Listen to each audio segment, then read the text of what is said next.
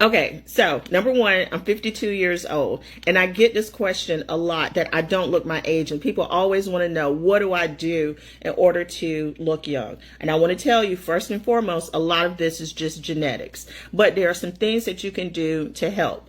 Number one, black women. You're not going to get a lot of wrinkles until you get old, if you ever get them.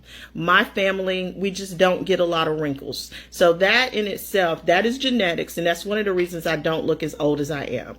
The second thing is I've suffered from acne my entire life. And so I have polycystic ovary syndrome, which causes my hormones to go out of whack sometimes. And so I've suffered from acne, and you can see some of the scarring. I use a phenomenal foundation. I use Dermablend, and I use MAC. So that helps a lot. That covers up any imperfections that I have.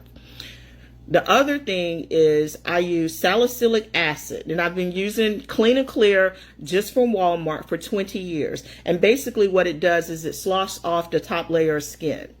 I use that, and I've been using that for 20 years, and about 30 years, I'm sorry, because I started using it in my 20s. So 30 years of salicylic acid. In the last 20 years, I've added a glycolic peel, very light, once a week.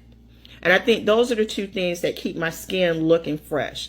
Now, I recently started this thing, and I don't even know how to pronounce it. I got it from Walmart, and you just, do this, and then do this, okay? It's not, but this has made a difference in the puffiness of my face and the shape of my face. So I love this little thing. I wish I knew what it was called, but I don't. Just added this in the last year or so. So those are the only things that I do. The vast majority of it is genetics. And I let go of my ex-husband. The moment that I let go of my ex-husband and I got a divorce, I posted a picture on Facebook, and my mother literally called and was like, why the hell are you so happy you're going through a divorce? And I said, I cried for about 30 days, and then I decided to live my best life. The moment I started living my best life and I let go of all the sadness, anger, and hurt that I was holding on to from my ex-husband, I started looking good. I just started looking good. People noticed it immediately. So a lot of how you look is really about how you feel, and how you feel is determined by the people around you.